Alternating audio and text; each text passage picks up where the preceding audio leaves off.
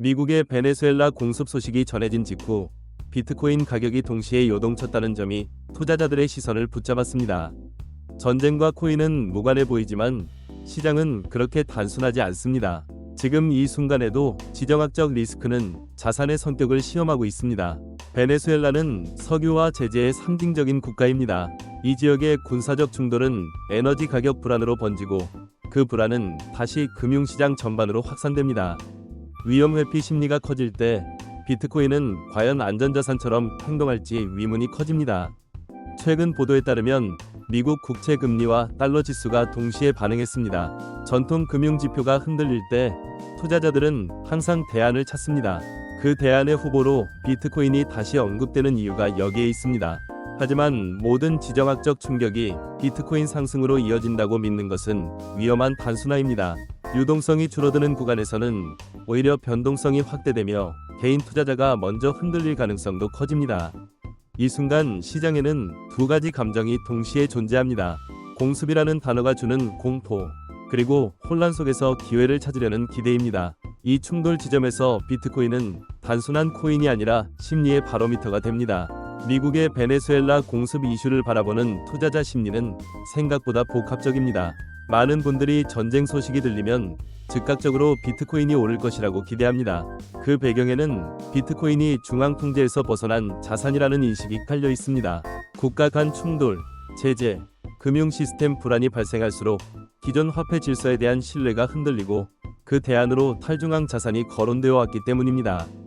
실제로 과거 여러 지정학적 위기 국면에서 비트코인 거래량이 급증한 사례가 반복되었습니다. 이 현상은 비트코인이 위기의 원인이라기보다 위기 속에서 선택지로 호출된다는 점을 보여줍니다. 그러나 여기에는 중요한 조건이 숨어 있습니다. 글로벌 유동성이 충분할 때와 동시에 금리 부담이 크지 않을 때라는 전제가 붙습니다. 최근처럼 금리와 달러가 민감하게 반응하는 환경에서는 위험 회피가 먼저 나타나며 모든 자산이 함께 눌리는 구간이 생길 수 있습니다. 이때 개인 투자자는 비트코인을 안전자산으로 착각하고 무리한 진입을 선택하기 쉽습니다. 시장은 공습이라는 사건 하나만으로 움직이지 않고 그 사건이 자금 흐름과 심리에 어떤 경로로 전달되는지를 기준으로 반응합니다. 결국 핵심 질문은 이것입니다. 이번 군사적 긴장이 글로벌 자금의 이동을 촉발하는 계기가 될지 아니면 단기 뉴스로 소화되고 사라질지입니다. 이 갈림길에서 투자자들이 가장 많이 오해하는 지점은 무엇일까요?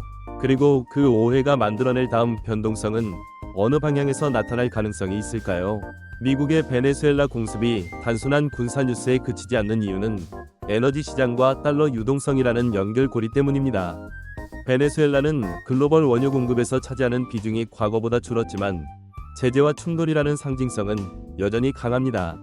최근 공식 발표에 따르면 중동과 남미를 동시에 둘러싼 지정학적 불확실성이 국제 유가의 변동성을 키우고 있습니다. 유가가 불안해질 때 가장 먼저 반응하는 것은 인플레이션 기대와 금리 전망입니다. 이 과정에서 투자자들은 위험 자산을 줄이고 현금성 자산과 달러 비중을 높이려는 경향을 보입니다. 여기서 중요한 포인트는 비트코인이 이 구간에서 항상 같은 역할을 하지 않는다는 점입니다. 일부 투자자는 비트코인을 디지털 금처럼 인식하지만 시장 전체가 긴축과 유동성 회수 국면에 들어가면 비트코인 역시 위험자산 바구니 안에서 함께 매도되는 장면이 반복되어 왔습니다.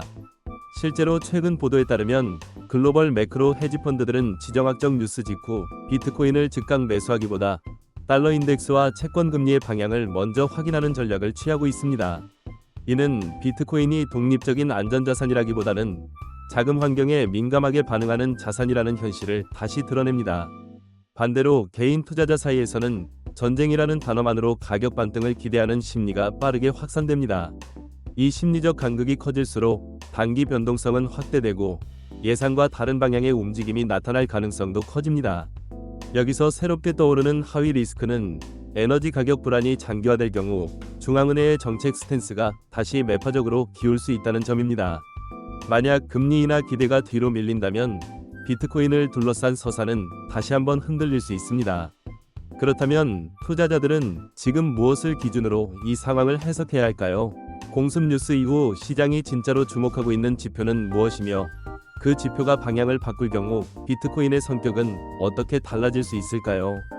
미국의 베네수엘라 공습 이후 온라인과 커뮤니티에서 나타난 반응은 가격 차트만큼이나 극단적이었습니다.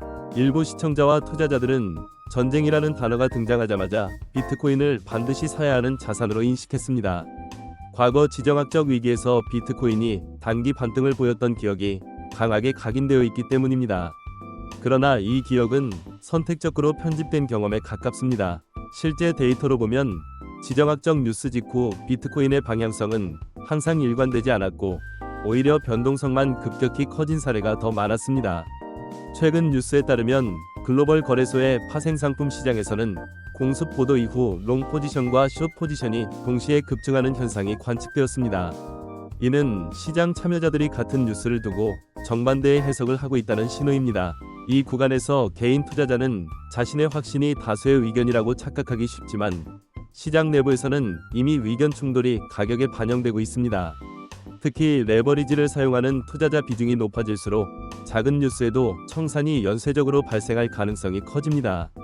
이 과정에서 비트코인은 안전자산도 성장자산도 아닌 순수한 변동성 자산으로 행동합니다. 새로운 하위 리스크는 바로 이 심리 과열입니다. 공습이라는 외부 충격보다 더 위험한 것은 투자자 스스로 만들어내는 과도한 확신과 공포의 반복입니다. 반대로 일부에서는 이런 변동성이야말로 장기 투자자에게는 기회라고 말합니다. 하지만 이 주장 역시 전제가 필요합니다. 충분한 현금 흐름과 긴 호흡이 없는 상태에서의 접근은 오히려 리스크를 키울 수 있습니다. 시청자 반응을 살펴보면 분위기는 더 분명해집니다. 댓글과 메시지에서는 지금이 아니면 기회를 놓친다는 조급함과 또 한편으로는 곧 큰 하락이 온다는 공포가 동시에 나타나고 있습니다. 어떤 분들은 이미 비트코인이 전쟁 자산으로 자리 잡았다고 확신하고 있고 다른 분들은 이런 해석 자체가 과도한 서사라고 경계합니다.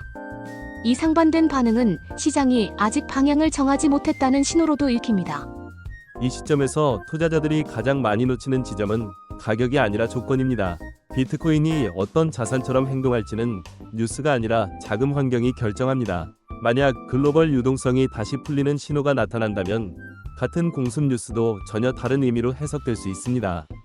반대로 긴축 신호가 강화된다면 지금의 기대는 빠르게 부담으로 바뀔 수 있습니다. 그렇다면 다음으로 확인해야 할 것은 무엇일까요?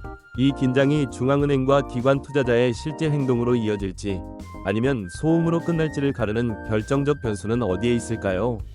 미국의 베네수엘라 공습 이후 시장에서 가장 조용하지만 결정적인 주체는 기관 투자자들입니다. 개인 투자자의 시선은 뉴스 제목과 가격 캔들에 머무르지만 기관은 항상 행동으로 말합니다. 최근 공식 자료에 따르면 대형 자산운용사와 트레이딩 데스크들은 지정학적 이슈 직후 비트코인 비중을 급격히 늘리기보다 국채 금리와 단기 자금 시장의 반응을 먼저 점검하는 흐름을 보였습니다. 이는 이번 이슈를 비트코인 단독 호재나 악재로 보지 않고 전체 리스크 환경의 일부로 해석하고 있다는 의미입니다. 특히 주목할 부분은 변동성 해지 수단으로서의 선택입니다. 일부 기관은 비트코인 현물을 늘리는 대신 옵션과 선물을 활용해 변동성 자체에 베팅하는 전략을 택하고 있습니다. 이 접근은 가격 방향에 대한 확신이 없다는 신호이기도 합니다. 시장 해석은 여기서 갈립니다. 한쪽에서는 기관이 아직 들어오지 않았으니 상승 여력이 남아있다고 말하고 다른 한쪽에서는 기관이 들어오지 않는 이유 자체가 불확실성의 증거라고 봅니다. 이 두 해석 중 어느 쪽도 지금은 단정하기 어렵습니다. 새로운 하위 리스크는 정책 변수입니다. 만약 군사적 긴장이 외교적 제재 강화로 이어지고 그 여파가 금융 제재나 결제 시스템 이슈로 번진다면 비트코인의 서사는 다시 탈중앙 가치 쪽으로 부각될 수 있습니다. 반대로 충돌이 단기 이벤트로 정리된다면 비트코인은 다시 금리와 유동성이라는 익숙한 프레임으로 되돌아갈 가능성이 큽니다. 시장 참여자 발언을 종합해보면 공통된 표현이 반복됩니다. 아직은 방향을 말할 단계가 아니라는 말입니다. 한 글로벌 트레이딩 관계자는 지정학 뉴스는 촉매일 뿐이며 실제 포지션 결정은 자금 비용과 유동성에서 나온다고 설명했습니다. 또 다른 시장 참여자는 비트코인을 전쟁 자산으로 단정하는 순간 리스크 관리가 무너질 수 있다고 경고했습니다. 이 지점에서 중요한 것은 예측이 아니라 관찰입니다. 가격이 아니라 누가 어떤 방식으로 움직이는지를 보는 시기입니다. 지금의 긴장이 정책 신호로 확장될지 아니면 시장 소음으로 흡수될지는 아직 열려 있습니다. 투자자라면 이 불확실성 앞에서 한 가지 질문을 던져야 합니다. 과연 이번 이슈가 비트코인의 역할을 바꾸는 계기가 될지, 아니면 기존 성격을 다시 한번 확인하는 시험대에 그칠지 말입니다. 여러분은 이번 미국의 베네수엘라 공습 이슈가 비트코인을 안전자산에 더 가깝게 만들 것이라 보시나요? 아니면 단기 변동성만 키우는 요인이라고 보시나요? 의견을 댓글로 남겨주셔도 좋겠습니다.